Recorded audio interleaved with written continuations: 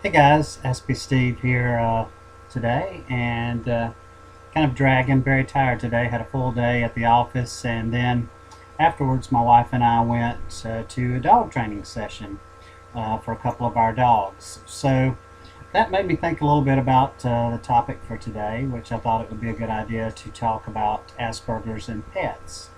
Um, I think it is a great combination for someone with Asperger's to have a pet. Um, it certainly adds a lot to your life. Your blood pressure goes down, you live longer. Uh, it's nice to have a warm, loving body to touch and play with, and someone who gives companionship back. So, as you see, my little friend Jackie here, one of our dogs. There are several things to consider, though, when getting a pet. Number one, I would definitely go with either a cat or a dog as a companion pet um, because they're really the ones that will give back to you in the way of companionship.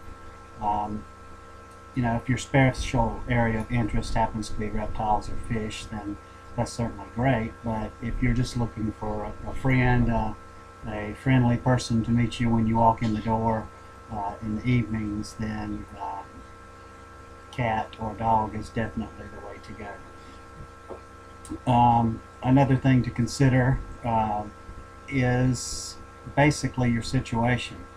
Are you at home regularly, or do you live with a parent or a spouse who would be home some?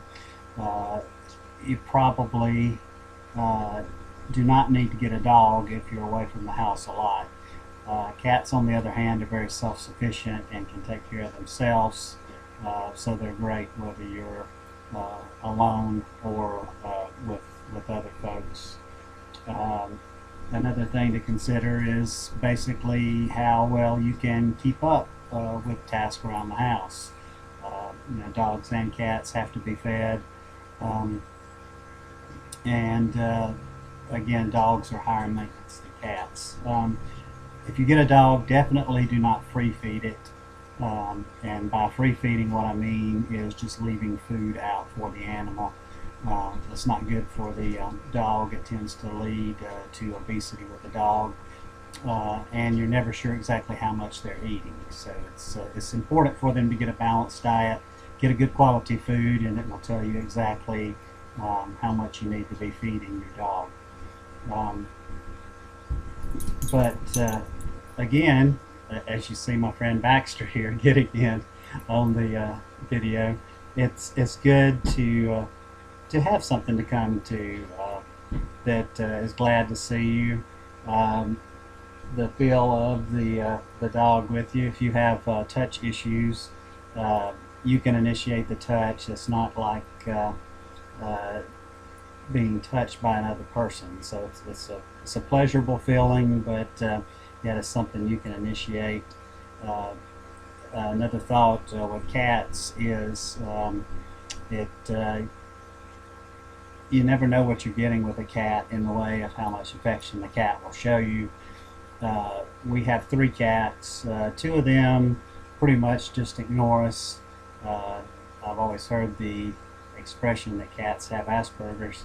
The 3rd cat, however, was hand raised from the time it was 2 days old by people. We call it a cog because it's half cat, half dog in the way it acts.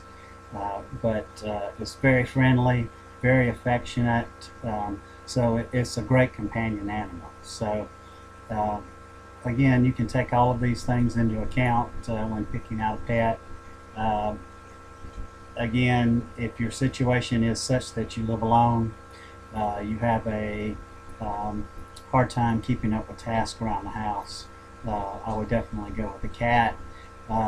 If you have people that can help you out, we've had several dogs, and I've always had very good luck with the dogs being affectionate, being glad to see you, giving to you more than you give to them, and adding to your life.